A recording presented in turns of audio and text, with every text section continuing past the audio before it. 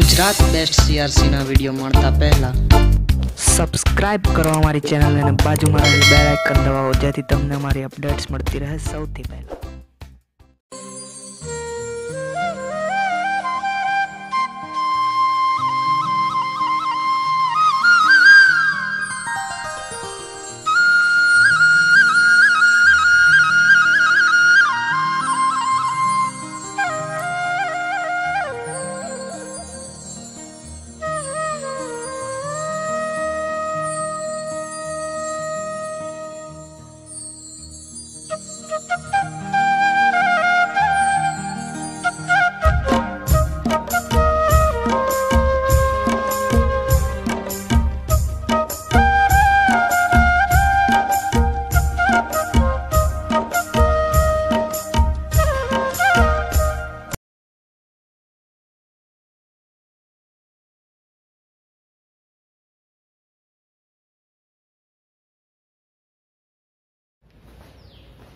કેમ છો મિત્રો?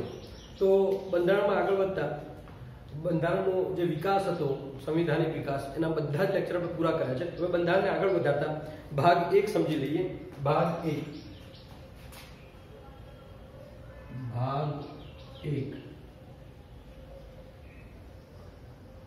ભારત સંઘ અને તેનું રાજ્ય ક્ષેત્ર। મિત્રો ભાગ 1 માં ભારત સંઘ અને તેના રાજ્ય ક્ષેત્રની વાત કરવામાં આવી છે। ભાગ 1 માં તો ખાસ યાદ રાખજો, ભાગ 1 માં અનુચ્છેદની વાત છે। અનુચ્છેદ 1 થી 4 ની વાત કરવામાં આવી છે અને એમાં કહેવામાં આવ્યું છે કે ભારતના કયા કયા એકમો હશે અને એ એકમોનું ભારત સંઘ જોડે શું વ્યવહાર હશે, આવું કહેવામાં આવ્યું છે। મિત્રો આપણે વન બાય વન સમય ન બગાડતા અનુચ્છેદને સમજી લઈએ। તો અનુચ્છેદ 1 ને સમજીએ। અનુચ્છેદ 1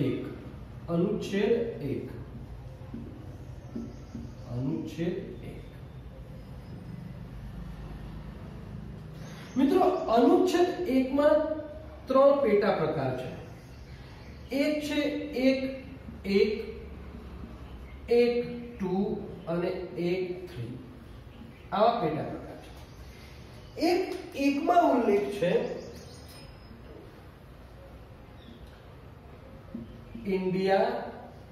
ઇન્ડિયા अर्थात भारत राज्यों संघ हશે આવું લખેલું છે। 1.1 માં આવું લખેલું છે કે India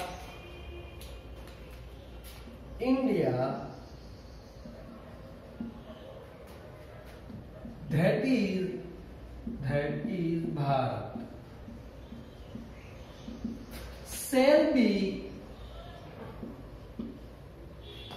a union of states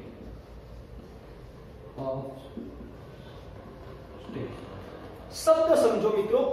India અર્થાત ભારત રાજ્યોનો સંઘ હશે। અનુચ્છેદ 1/1 માં આવું જણાવેલું છે। મિત્રો કોઈ પણ દેશનો નાગરિક ભારતનું બંધારણ વાંચે ને એટલે પહેલું જ મગજમાં પહેલા જ અનુચ્છેદ 1/1 થી જ એને ચક્કર ચડવાનું ચાલુ થાય। આમે આપણાને ચક્કર ચડે છે, એને ચક્કર ના ચડે કોઈ નવાઈ નહીં, બરાબર ને? પહેલું જ ચક્કર ચડે કે યાર એક દેશ માટે બે નામ કેમ, એક જ દેશ માટે બે નામ કેમ? પ્રશ્ન પહેલો ચડે મિત્રો ચક્કર। यार खुद भारतना नागरिक छीए અને આપણે પરીક્ષામાં પરસેવો આવી જાય છે બંધારણથી તો પેલો વચન તો પહેલી લીટીમાંથી જે બંધ કરી દે ચોપડી સમજો જ્યારે દીકરાઓ ભારતના બંધારણની વિધાનસભા બેઠેલી હતી એ વખતે અનુચ્છેદ 1.1 માં આ ચર્ચા થઈ હતી કે એક જ દેશ માટે બે નામ કેમ. તો દીકરાઓ એક પક્ષ એવો હતો, ભારતની સંસ્કૃતિ કે ભારતના નામથી જાણીતી છે, આપણી સંસ્કૃતિ ભારત નામથી જાણીતી છે, એટલે એક પક્ષ એવો હતો કે આપણા દેશનું નામ ભારત જ હોવું જોઈએ. જ્યારે બીજો પક્ષ એવો હતો કે વિશ્વ કક્ષાએ ઇવન યુનાઇટેડ નેશન્સ ઓર્ગેનાઇઝેશનમાં પણ આપણા દેશનું નામ ઇન્ડિયા ચાલે છે અને જેટલી પણ સંધિઓ થઈ છે વિશ્વ કક્ષાએ એ બધી સંધિઓમાં ઇન્ડિયાના નામથી સંધિ થઈ છે, એટલે કે આપણા દેશનું નામ ઇન્ડિયા હોવું જોઈએ. આ બંને પક્ષો પોતપોતાની રીતે એક ઉગ્રવાદી રીતે વક્તવ્ય રજૂ કરતા હતા કે આપણા દેશનું નામ ભારત હોવું જોઈએ. પ્રાચીનવાદીઓ એવું કહેતા હતા પ્રાચીન સંસ્કૃતિ કે આપણી ધરોહર છે, અને એક નવી જો પદ્ધતિ હતી એવું કહેતા હતા કે ઇન્ડિયા નામ. મિત્રો, આપણા બંધારણમાં મહદ અંશે સમજૂતી સાધવાનો પ્રયત્ન થયેલો છે કે કોઈ પણ બાબતની સમજૂતી સધાય, પરંતુ ભારત રાખવું કે ઇન્ડિયા રાખવું એની સમજૂતી ન શોધી. કોઈ પક્ષ માનવા તૈયાર ન હતું કે ભારત વાળા એવું કહેતા કે ઇન્ડિયા નથી રાખવાનું, ઇન્ડિયા વાળા કે ભારત નથી. એવા સંજોગોમાં ભારતનું સંવિધાન એક નક્કી કરે છે કે જો કોઈ પક્ષમાં સમજૂતી ન સધાય તો બંને પક્ષની વાત રાખવી. સમજો છો ને મારી વાતને મિત્રો? બહુ મજાનું સંવિધાન છે અને એટલા માટે જ બંને પક્ષોની વાત રાખતા કામ થયું ઇન્ડિયા અર્થાત ભારત રાજ્યોનો સંઘ હશે. મગજમાં બેસી ગયું દીકરાઓ? આટલું થઈ ગયા પછી એની ચર્ચા થઈ હતી. આ લોકો એવું કહેતા why not Bharat that is India. શા માટે ભારત ધેટ ઇઝ ઇન્ડિયા ન કહી શકાય? અને આમને તો પ્રશ્ન નહોતો, પરંતુ દીકરાઓ આ ચર્ચા બહુ ચાલી નહીં અને કામ પતી ગયું. બરાબર? અને એટલા માટે અનુચ્છેદ 1 માં કહેવામાં આવ્યું છે ઇન્ડિયા અર્થાત ભારત રાજ્યોનો સંઘ હશે. India that is Bharat shall be a union. અહીંયા શબ્દ ફરીથી પકડો મિત્રો. જો ભારતનું બંધારણ વકીલો માટે સ્વર્ગ સમાન છે. સમજી લેજો, એક એક શબ્દ પોતાનો અલગ અલગ આખો વિચાર રજૂ કરે છે. અહીંથી આપણે કૂદકો મારીને આટલે સુધી પહોંચ્યા યુનિયન. શા માટે ફેડરલ નહીં? સંઘાત્મક કેમ ના રાખ્યું? યુનિટી કેમ રાખી?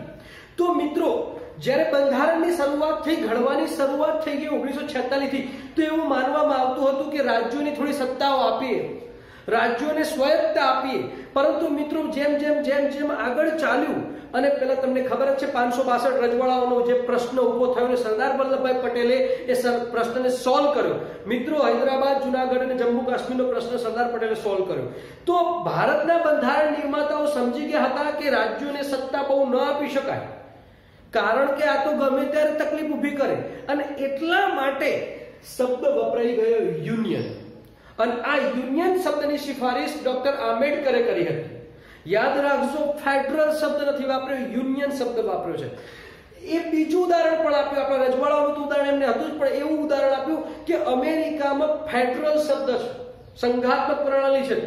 તો એમને દરેક રાજ્યોમાં ઝઘડા થતા હતા, અમારે અલગ થવું.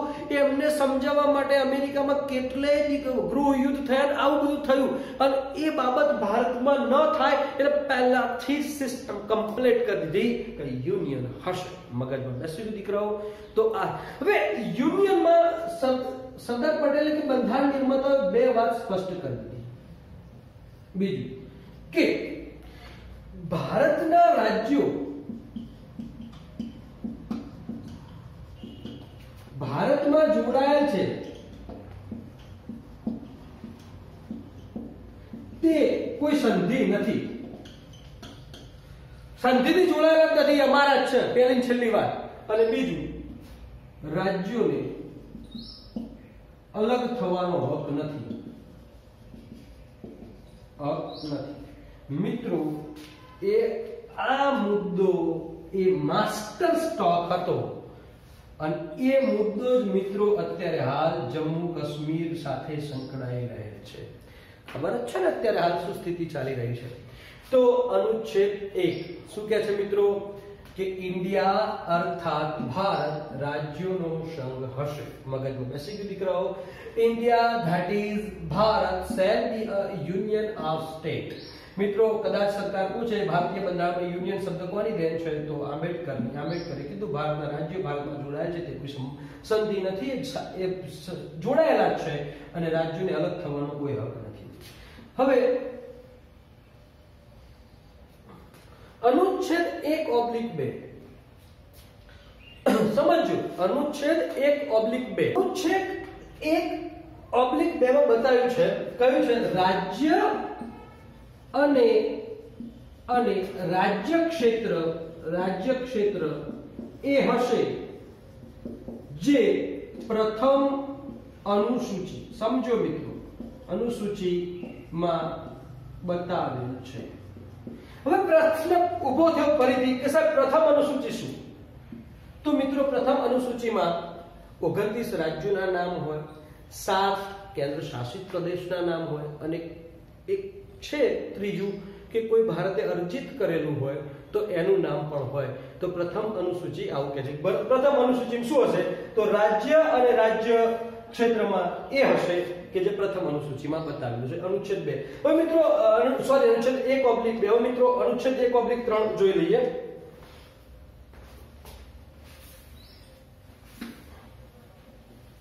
અનુચ્છેદ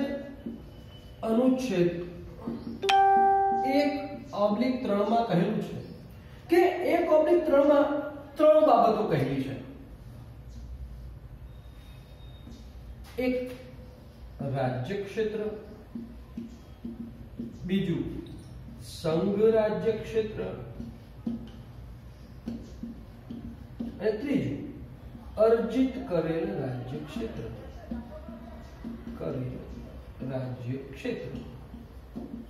મગજમાં બેસી ગયું મિત્રો. અહીંયા રાજ્યોની વાત કરેલી છે, અહીંયા કેન્દ્ર શાસિત પ્રદેશોની વાત કરેલી છે અને અહીંયા અર્જિત કરેલી. સમજો જીતે. હવે સ્થિતિ સમજી લઈએ. રાજ્ય ક્ષેત્ર બસ સીધું 29 રાજ્યો છે. કેટલા રાજ્યો છે? 29 રાજ્યો. અહીંયા 7 કેન્દ્ર શાસિત પ્રદેશ. એટલે અનુસૂચિ 1 માં શું જોવા મળશે? 29 રાજ્યો અને 7 અનુચ્છેદ. તમને થશે કે આ કેમ નહીં જોવા મળે અત્યારે હાલ ભારતના બંધારણમાં? મિત્રો આ પહેલા હતું. જ્યારે યનમ, કરાઈકરલ, માહે એ બધું દીકરાઓ જીત્યા ત્યારે એ અર્જિત કરેલામાં હતું 1962 માં. પરંતુ પછી મિત્રો ક્યાં લઈ ગયા? ને આમાં ઉઠાવીને લઈ ગયા. એટલે આમાં અત્યારે હાલ શું છે? 0 છે. મગજ બેસી ગયું. રાજ્ય ક્ષેત્રમાં દીકરાઓ 29 રાજ્યોના નામ હશે. સંઘ રાજ્ય ક્ષેત્રમાં શું છે? તો 7 નામો. હવે આમાં એક થોડો અપવાદ છે. શું છે? થોડો અપવાદ છે. એક પુડુચેરીનો અપવાદ છે અને એક દિલ્હીનો અપવાદ છે. કયો અપવાદ છે? પુડુચેરીનો અપવાદ અને દિલ્હીનો અપવાદ. આમાં મિત્રો દિલ્હી અને પુડુચેરીમાં વિધાન મંડળ આપવામાં આવે. સમજી લો મારી વાત કે ત્યાં અડધું પ્રજા એટલે કે જે ચૂંટાયેલા સભ્યો કામ કરશે અને અડધું કેન્દ્ર સરકાર કામ કરશે. પુડુચેરી અને દિલ્હીમાં. હવે તમને જે વિધાનમંડળ સોંપવામાં આવ્યું, ખાલી મને કહી દેવાનું, પુડુચેરીને જ્યારે સોંપવામાં આવ્યું ત્યારે કયો સંવિધાન સંશોધનમાં અને દિલ્હીમાં ક્યારે?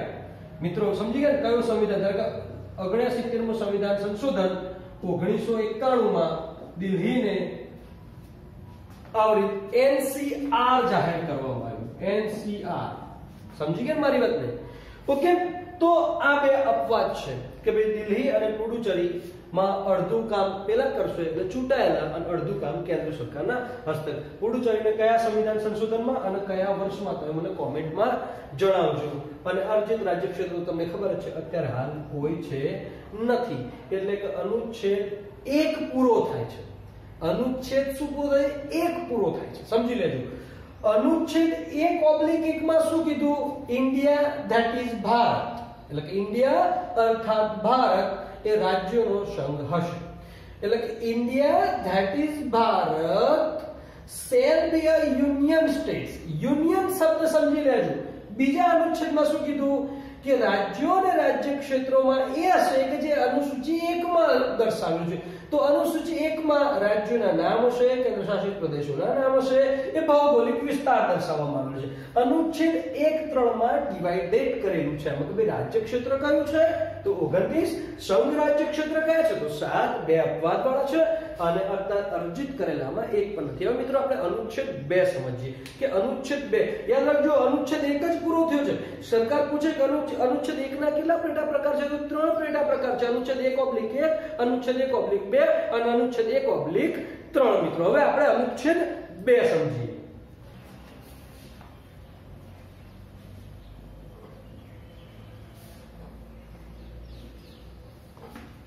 તો મિત્રો અનુચ્છેદ 2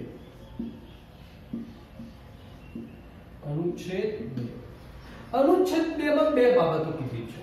કેટલી બાબતો કીધી છે? બે. એક બાબત છે ક અને એક બાબત છે ખ. આમાં એવું કીધું નવા રાજ્યોને ને સંઘમાં સમાવેશ. અને બીજું કીધું છે નવા રાજ્યો સ્થાપવા. દીકરો બંનેનો અર્થ બહુ ગંભીર છે. અનુચ્છેદ 2 માં એવા પ્રદેશો હોય કે જે અત્યારે ભારત સંઘમાં નથી. સમજો મારી વાત. એવા પ્રદેશો હોય કે જે ભારત સંઘમાં નથી, તો એવા પ્રદેશને ભારત સંઘમાં સમાવવામાં આવશે. અને એવા પ્રદેશ નવા જ બનાવવા છે, નવા જ સ્થાપવા છે, એવા પ્રદેશની વાત કરવામાં આવે છે.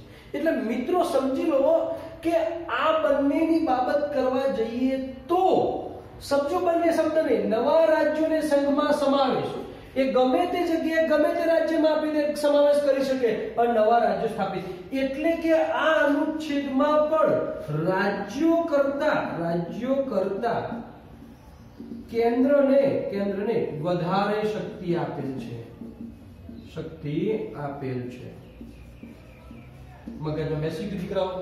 અનુચ્છેદ 2 એવું જ કહે છે નવા રાજ્યોને સંઘમાં સમાવેશ અથવા નવા રાજ્યો સ્થાપવા.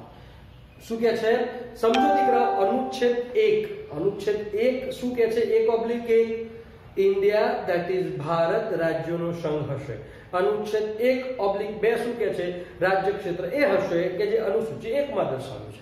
અનુચ્છેદ 3 માં ડિવાઈડ કરે છે કે રાજ્ય ક્ષેત્ર, સંઘ રાજ્ય ક્ષેત્ર અને અર્જિત કરેલ રાજ્ય ક્ષેત્ર. હવે અનુચ્છેદ 2 એવું શું કહે છે? અનુચ્છેદ 2 એવું કહે છે ભારતને નવા રાજ્યોને જે સંઘમાં સ્થાપવાની શક્તિ હશે કેન્દ્ર લેવલે, અને બીજું નવા રાજ્યો બનાવવાની પણ શક્તિ હશે, સ્થાપવાની શક્તિ હશે. તો અનુચ્છેદ 2 એટલે અનુચ્છેદ 2 માં એવું કહેવામાં આવ્યું છે કે રાજ્યો કરતા કેન્દ્રને વધારે શક્તિ આપેલ છે. હવે મિત્રો અનુચ્છેદ 3 સમજીએ. અનુચ્છેદ 3 માં બહુ જ ગજબનું છે. સીમામાં પરિવર્તન, નામમાં પરિવર્તન. એટલે ટૂંકમાં જે સેટલમેન્ટ કરવું હોય એમાં બરાબર એલા બધું. તો એમાં ભાગ છે ક. પહેલો આમ જ મિત્રો ભાગ છે ક. કમાં એવું કીધું છે 2 કે 2 થી વધારે રાજ્યોને ભેળવવા, નામ બદલવા વગેરે. ખમાં એવું કીધું છે મિત્રો યાદ રાખજો. ખમાં એવું કીધું છે કે વિસ્તાર વધારી શકે છે. સાંભળજો. કોઈ પણ રાજ્ય ક ખ ગ વિસ્તાર ઘટાડી શકે છે. સમજી લેજો. ક ખ ગ ઘ. હવે ઘમાં શું કીધું છે કે સીમા પરિવર્તન કરી શકે છે, અને અંગ એમાં કીધું છે નામ પણ બદલી શકે છે. મિત્રો ભારતનું બંધારણ બન્યું ત્યારે આટલા મુદ્દા હતા. શું હતા? કે કોઈ સંસદ એટલે કે કેન્દ્ર બે કે તેથી બે વધારે રાજ્યોને ભેળવી શકે છે, સેટલમેન્ટ કરી શકે છે, કોઈ રાજ્યનો વિસ્તાર વધારી શકે છે, કોઈ રાજ્યનો વિસ્તાર ઘટાડી શકે છે, સીમામાં પરિવર્તન કરી શકે છે અને નામ પણ બદલી શકે છે. આ બંધારણ બન્યું ત્યારની વાત કરું છું. પરંતુ મિત્રો પછી સ્થિતિ એવી ઊભી થઈ કે યાર આમાં તો રાજ્યને કોઈ લેવા દેવા જ નથી. તો એક નવું તત્વ ઉમેરવામાં આવ્યું, પાંચમો સંવિધાન સુધારો. યાદ રાખજો, સુધારો. અને વર્ષ હતું 1955. એમાં એવું ઉમેરવામાં આવ્યું, જો આ બધી પ્રક્રિયામાં કોઈ રાજ્યને લાગુ પડે, સમજો મારી, કોઈ રાજ્યને લાગુ પડે, ઇન્સ્ટેડ 1960 માં ગુજરાત બન્યું. ઓકે, ગુજરાત બન્યું તો કયા બે રાજ્યને લાગુ પડ્યો? રાજસ્થાન અને મહારાષ્ટ્ર. બીજાને લાગુ ના પડ્યું. તો પાંચમા સુધારામાં એવી એક જોગવાઈ કરવામાં આવી કે જો આવું કરવું હોય, એટલે કે ગુજરાત નામનું નવું રાજ્ય બનાવવું હોય, તો રાષ્ટ્રપતિ, પહેલા સમજી લેજો, અનુચ્છેદ 3 ત્યારે જ એક્સેપ્ટ થશે જ્યારે રાષ્ટ્રપતિ સિફારિશ કરે. બીજા કોઈની ચાલશે નહીં સિફારિશ. યાદ રાખજો, પીએમ નું કંઈ જ લેવા દેવા નથી. રાષ્ટ્રપતિ સંસદમાં મૂકે કે ભાઈ આ રાજ્યને મૂકો, આ નામ બદલવું છે, તો જ કાર્યવાહી થાય, નહીતર ના થાય. એટલે પહેલા યાદ રાખજો, અનુચ્છેદ 3 નીચેનામાંથી કોના સાથે લેવા દેવા છે? મુખ્યમંત્રી. સમજો, પ્રશ્ન પૂછાશે, એક વખત એસએસસી માં ચર્ચા છે, મુખ્યમંત્રી, રાષ્ટ્રપતિ, પછી પ્રધાનમંત્રી, ઉપરના બધા. તમે કહો આ પ્રધાનમંત્રી છે, શેડો કોક નવાજૂની કરીએ. રાજ્યની વાત આવે તો રાજ્ય પ્રમુખ મુખ્યમંત્રી છે, કોક નવાજૂની થાય છે નેતા હોય તો મિત્રો રાષ્ટ્રપતિ સિફારિશ કરે અને આગળ ચાલે. હવે મિત્રો આ થતા એક કામ થશે, રાષ્ટ્રપતિ એક મહારાષ્ટ્રની વિધાનમંડળમાં અને એક રાજસ્થાનની વિધાનમંડળમાં એક ભલામણ મૂકશે. ભાઈ આવું કરવામાં આવે છે, તમને કોઈ તકલીફ ખરી? તમારી સિફારિશ હોય તો મને કહો. અને એ સમય મર્યાદા આપે, વોટેવર જેટલી આપે, ભાઈ 4 દિવસમાં મને તમારો જવાબ આપી દેવો. આ મર્યાદાને રાષ્ટ્રપતિ વધારી કે ઘટાડી શકે છે. અનુચ્છેદ 3 પ્રમાણે સંવિધાન સુધારો 5 1955, બરાબર ને? વધારી કે ઘટાડી શકે છે. બીજું કે આમની સિફારિશ આવે, માની લઈએ કે રાષ્ટ્રપતિ કે ભાઈ આ વોટેવર આ તકલીફ છે, એ સિફારિશ માનવા બંધાયેલા નથી રાષ્ટ્રપતિ. હા, ભલામણ ભાઈ મોકલી શકો, પણ મારું મરજી. અને જો સમય મર્યાદામાં ન આવે તો રાષ્ટ્રપતિને કામ કરવા આગળ વધવાની પણ છૂટ છે. સમજી લેજો, કયા અનુચ્છેદમાં? અનુચ્છેદ 3 માં એને આગળ વધવાની પણ છૂટ છે. મિત્રો બીજું એવું થયું કે કોઈ સંઘ બનાવવો હોય, સંઘ ક્ષેત્ર એટલે કે કેન્દ્ર શાસિત પ્રદેશ, તો બન્યું આવું પંજાબમાંથી હરિયાણા છૂટવું પડ્યું. હરિયાણા તો ચંદીગઢને કેન્દ્ર શાસિત પ્રદેશ બનાવવામાં આવ્યો. શું કરવામાં આવ્યું કે ચંદીગઢને કેન્દ્ર શાસિત. તો એવા સમયે જે ચંદીગઢની બોર્ડર નક્કી કરવા માટે, યાદ રાખજો, કોઈ પ્રદેશને કેન્દ્ર શાસિત બનાવવો હોય તો એવા સમયે બોર્ડર નક્કી કરવા માટે આને પૂછવાની જરૂર નહીં, આને પૂછવાની જરૂર નહીં, ડાયરેક્ટ રાષ્ટ્રપતિ કહી દે ભાઈ કેન્દ્ર શાસિત પ્રદેશ છે, હટી જાઓ. It's possible. હવે આવું કરવા માટે સમજો મિત્રો કે અહીંયા પ્રશ્ન એ થાય છે કે આવું કરવા માટે એ સ્પેશિયલ મેજોરિટીની જરૂર નથી. 368 વિશેષ બહુમત ની જરૂર નથી. સાદી બહુમતીથી આ ઠરાવ પાસ થઈ જાય છે. એટલે કે અનુચ્છેદ 3 માં કરેલા સુધારાથી, અનુચ્છેદ 3 મુજબ કરેલો સુધારો એ અનુચ્છેદ 368 પ્રમાણેનો ગણાશે નહીં. સાંભળી લેજો, અનુચ્છેદ 368 પ્રમાણેનો ગણાશે નહીં. મગજમાં બેસી ગયું? તો અનુચ્છેદ 3 શું કહે છે?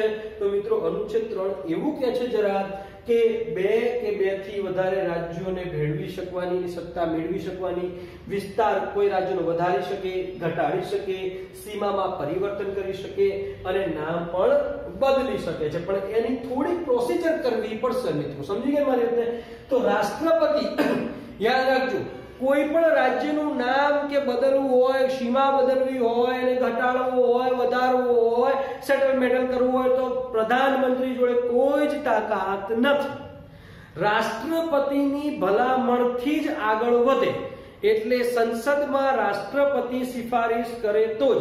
પરંતુ પહેલાના બંધારણમાં આટલું હતું, પરંતુ સંવિધાન સંશોધન 5 1955 માં થોડીક જોગવાઈ ઉમેરવામાં આવી કે ભાઈ થોડા રાજ્યોને પૂછીએ, એમનો જે જવાબ માનવા બંધારણ નથી પણ પૂછવામાં, એટલે પૂછાય કે રાજ્યોને ભલામણ પૂછવાની, એટલે કે રાજ્યોની મંજૂરી લેવાની તો શબ્દ નહીં, રાજ્યોની ભલામણ લેવાની કયા અનુસંધાન સંવિધાન સુધારામાં, તો 5મા સંવિધાન સુધારામાં 1955 માં કરવામાં આવી. તો સમજી ગયા મારી વાતને?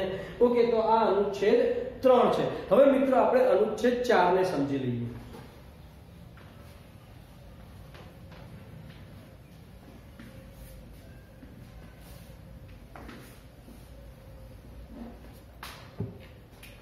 અનુચ્છેદ 4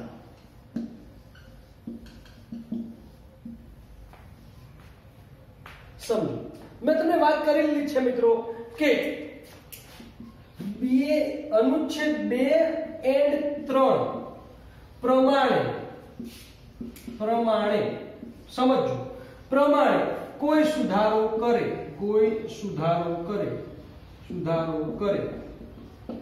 તો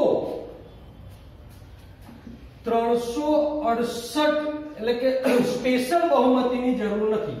સ્પેશિયલ બહુમતી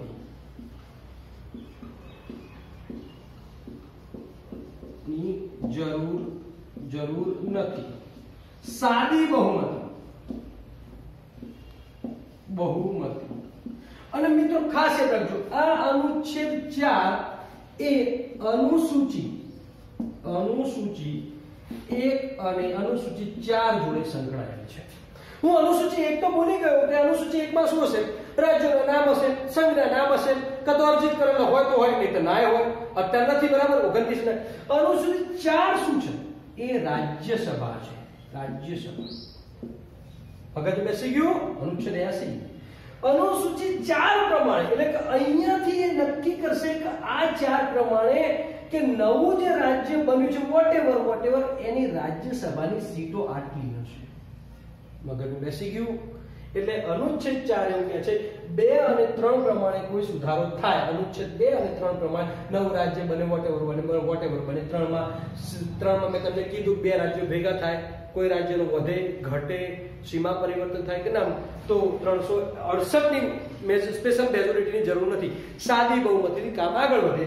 અને એ અનુચ્છેદ 4 પ્રમાણે કઈ અનુસૂચિ આવશે? 1 અને 4. અનુસૂચિ 1 એવું કહે છે કે રાજ્યોના નામ વોટેવર થાય એટલે ચેન્જ થાય, રાજ્યોના નામ કે વોટેવર. અને અનુસૂચિ 4 શું કહે છે કે રાજ્યસભાની સીટ થાય. મિત્રો યાદ રાખજો કે 370 છે ને એ જમ્મુ કાશ્મીર માટે છે, પણ 371 છે ને વિશિષ્ટ રાજ્યો માટે વિશિષ્ટ પરિસ્થિતિ, રાજ્યો માટે વિશેષ પરિસ્થિતિની બાબત છે. તો 371 અલગ છે, બરાબર ને? તો આ પ્રમાણે આપણો ભાગ 1 પૂરો થાય છે. મિત્રો આપણે હવે ભાગ 2 નાગરિકતા તરફ આગળ વધીશું. આપને મારો લેક્ચર ગમે, બરાબર ને? તો તમારા મિત્રોને શેર કરજો, કોમેન્ટ કરજો અને તમારા મિત્રોને રિફર કરજો, તો એનું ભવિષ્ય સુધરી જાય. અને ન ગમે તો બંધ કરી દેજો. કોઈ કહેતા નહીં મને ના ગમ્યું, બરાબર ને? મળીએ.